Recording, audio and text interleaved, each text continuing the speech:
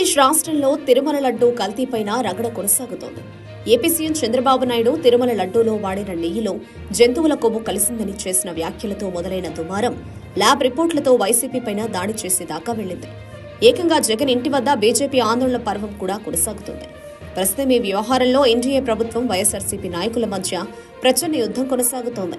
AP ముఖ్యమంత్రి చంద్రబాబు పైన YCP నేతలు తీవ్ర స్థాయిలో మండిపడుతున్నారు.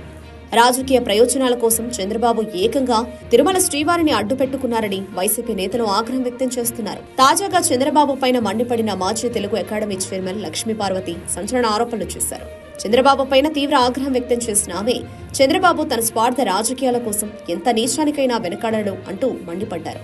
చంద్రబాబు ఈ రోజు దేవుడితో ఆటలాడుతున్నాడని, లడ్డూ తయారీలో ఎటువంటి కల్తీ నెయ్యి వాడలేదని లక్ష్మీపార్వతి స్పష్టం చేశారు. కావాలని జగన్మోహన్ రెడ్డి మీద బురద చల్లడం కోసమే చంద్రబాబు ఈ డ్రామాకు తెరతీశారని లక్ష్మీపార్వతి మండిపడ్డారు. తిరుమల శ్రీవారి లడ్డూ తయారీ 100 ఏళ్లుగా సాగుతున్న ఆనవాయితీ అని, చంద్రబాబు హయాంలో నెయ్యిలో కల్తీ జరిగితే తనపై నింద రాకుండా జగన్ పైన నింద వేస్తున్నాడని ఆమె ఆగ్రహం వ్యక్తం చేశారు.